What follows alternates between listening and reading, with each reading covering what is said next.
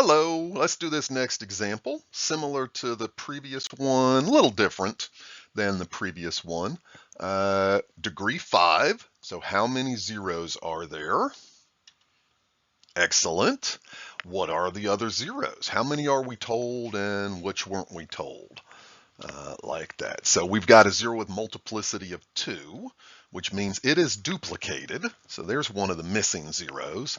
And we have an imaginary zero, so the conjugate of it are the two missing zeros. So now we got all 5. Like before, I'm going to start with the imaginary zeros and I'm going to turn them into factors and multiply to get that quadratic that has real values.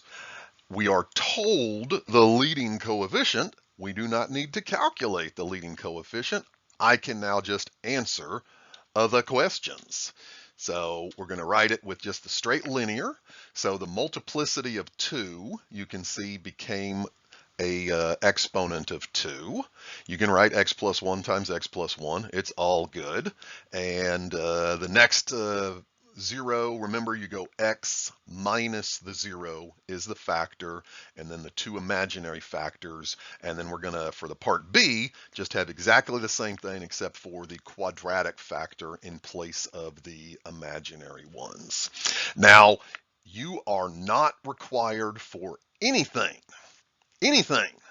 to multiply all of these things out and get whatever x to the 5th plus x to the 4th minus x, whatever.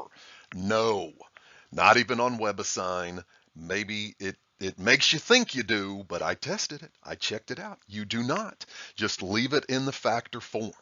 You do maybe sometimes have to play around with the coefficient to follow the instructions, but you do not have to multiply everything out. That is a huge amount of time. We do not require you to do that to get x to the 5th, stuff like that. So just FYI, time saver again, and I'll see you in the next video.